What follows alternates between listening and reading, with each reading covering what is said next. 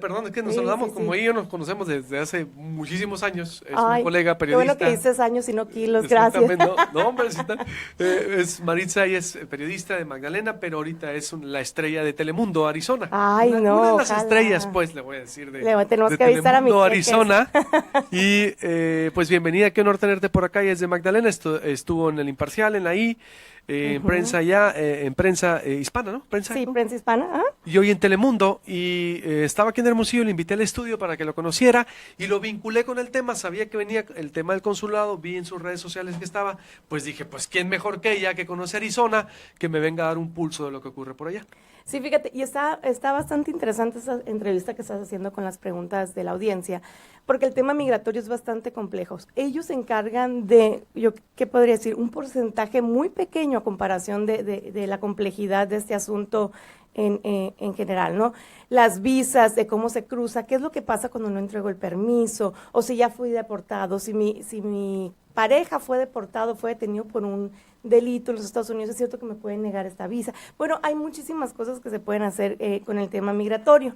Uno que se ha convertido en uno de los más importantes durante la administración Trump. Hemos visto 6 meses en los cuales la mayoría de sus órdenes ejecutivas han estado relacionadas con el tema migratorio. Sin embargo, también hemos visto mucha palabra y poca acción, lo cual ha generado bastante confusión, no tanto solamente con las autoridades, sino también con el pueblo en general. Ya veremos cuando empiece la renegociación del Tratado de Libre Comercio, que es el que podría afectar directamente más a los mexicanos a la hora de realizar sus trámites migratorios, tanto en el aspecto de las relaciones comerciales sociales, también como en las visas de trabajo y demás, cuál será el impacto. Pero por el momento las órdenes ejecutivas están afectando principalmente a personas de 7 países que están muy lejos de nosotros y que quizás no hay vínculos tan cercanos. Ya veremos qué es lo que se va a poder hacer después. Pero como te digo, estos primeros 6 meses de gobierno de Donald Trump han sido mucha palabrería, mucho tema migratorio, y la verdad han sido más los mitos que las realidades a la hora de poner todos estos temas en la mesa, ¿no? ¿Verdad que yo también veo entonces como una especie de normalidad? O sea, no ha habido, no se ha alterado todo esto. Es la confusión. Es la Yo confusión creo que más bien. ese es su arte de negociar. Sí, yo no soy su fanática personal ni de su Exacto. escritura tampoco, pero leí su libro, obviamente, uno de sus libros, para saber cuáles son sus tácticas de negociación, porque sé que es muy importante entender qué es lo que pasa detrás en esa mente que podríamos considerar maquiavélica a la hora de llevar las riendas de un país. Y esa es parte de su táctica de negociación, cómo se intimida al opositor, a su contrincante, para poder llegar con la negociación del trato. Eso es lo que vamos a ver cuando el Tratado de Libre Comercio se ponga sobre la mesa y México y Canadá vayan en una especie de defensa antes de propuesta para tratar de solucionar, más por los dimes y diretos que por lo que en realidad pues se ha puesto en el papel, ¿no? Eh, Como los sonorenses, ¿cómo los ves con toda esta revolución? Tienes razón, qué buen perfil. No me había conceptualizado nadie tan bien el arte de Trump. Es la confusión, tienes razón. Eh, Dice una cosa, crees que se contradice, pero no. Esa es la estrategia de él. Te confunde, te acorrala, te dice una cosa, pero dice otra. Cuenta una historia, ves con la filtración que dio con lo de la llamada presidencial, ¿te acuerdas con lo de Esteves, que aquí fue noticia internacional? Ujú. Más de 1.200 medios la reprodujeron. The Guardian, imagínate diciendo el proyecto Puente de Hermosillo, no fue así como que ¡órale! Ah, Es decir, gracias a la alianza con Esteves desde Washington. Eh, y eso es, y creo que son nubes, sí, son sí, nubes. no nubes. Están distrayendo. En México no somos los únicos expertos en distraer cuando hay un problema social que se avecina bastante grande, no por nada. Pues hemos revivido al chupacabras no sé cuántas veces y hemos tenido muchísimos otros escaparates, podríamos decir, mientras detrás de la cortina, a puertas cerradas, están haciendo trámites que en realidad pueden afectar a muchísimas más personas. Los sonorenses que viven en Arizona, por otra parte, eh, ha cambiado mucho. Hubo una época en el 2010 que era de miedo porque las familias son de estados migratorios mixtos, unos tienen papeles, otros no, otros están con visa de turista, otros con visa de trabajo, unos se les venció el permiso, es muy complejo y era de miedo. Después en esas elecciones fue de reacción, de saber qué vamos a hacer, vamos a actuar. Ahorita está de precaución, vamos a ver qué es lo que va a pasar, vamos a analizar. Y también esa situación se agrava con la situación actual en México, con la devaluación del peso, son menos los sonorenses que pueden ir por allá, o también la percepción de cuál sería el clima que se está viviendo allá de seguridad pública o de inmigración, que está haciendo que menos sonorenses estén viajando. Sin embargo, hasta el momento el poder económico de los sonorenses sigue marcando pautas, siguen dejando los billones de dólares anuales que dejaban mucho antes de la promulgación de estas leyes. Sí. ¿No bajó la presencia en los malls y así? O sea...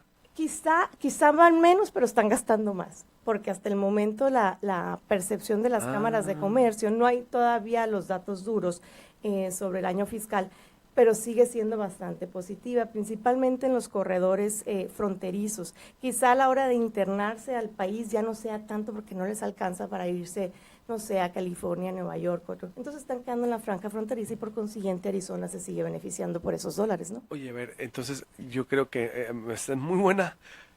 Van menos, entonces van y gastan lo que gastarían No en mucho, en tres visitas. Aguinaldo, la prima Sí, por vacacional. lo que iban en 3 visitas, a lo mejor, por lo que Ajá. veo.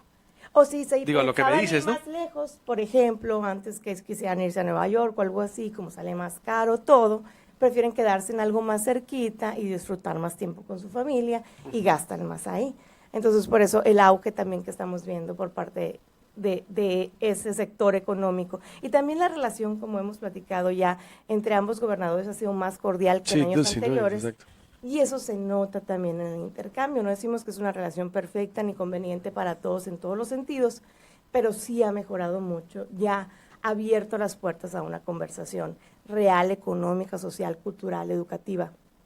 Otra vez, algo que no podíamos tener con Doug Ducey y Con Brewer. con Brewer, con Padres. Jan Brewer y Padres, que se notaba desde un principio que la relación era bastante tirante, ¿no? ¿Fue por el perfil de Brewer o la falta de ganas de Padres? Ah, yo creo que ahí era combinación ¿De los pistola, dos? bala de plata, o sea, ambos tenían el carácter muy fuerte, ambos tenían sus ambiciones desmedidas, muy enfocadas. Y a la hora de hablar Chocaron. de intereses estatales, nacionales, del pueblo, había mucho desconocimiento de causa, ¿no? Sí, porque yo recuerdo, a mí me tocó ir a Scottsdale y a Tucson y con Napolitano y Burs era Ay, sí, romance pellizco político. nalgada, sí, Digo, sí. tan es así que hasta el Pato Lucas mantiene las relaciones con ella cuando fue con secretario de Seguridad Sí, Interior que con tiene Obama. cáncer ahorita y está en ¿Tiene cáncer? tratamiento, sí, en ¿Napolitana? California, sí, ¿Poco? sí. Estuvo muy grave, pero parece que ahí la lleva.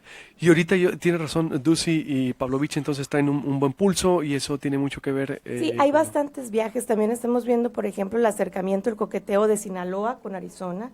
Ahora quieren hacer esta hermandad, quieren hacer un mercado de abastos de productos sinaloenses en la capital de Arizona. Ha habido otros acercamientos por parte de Nuevo León. Muchos gobernadores de otros estados están viendo cuál sería el potencial que podría tener el estrechar estas relaciones comerciales con Arizona, cuyo principal socio comercial es México. Entonces, hay bastante dinero que se puede mover de los dos lados de la frontera, ¿no? ¿Qué podemos hacer? ¿Qué áreas de oportunidades de Sonora y Arizona tú, por ejemplo, que se pudieran explotar? Hay muchísimas. Para empezar, yo creo que es importante que se trabaje en el sector educativo, porque las nuevas generaciones están creciendo bilingües y biculturales. Sin embargo, muchos de los soñadores que están viviendo en Arizona no tienen la oportunidad de salir del país y poco conocen de su México. Lo ven a través de los ojos de sus padres o de sus abuelos, que generalmente no tuvieron la oportunidad de estudiar, o la educación pública que obtuvieron fue hasta la primaria y fue demasiado baja. Yo creo que un programa educativo que permitiera que se conocieran los verdaderos rostros de ambas naciones y desarrollar la preparación académica sería uno muy importante.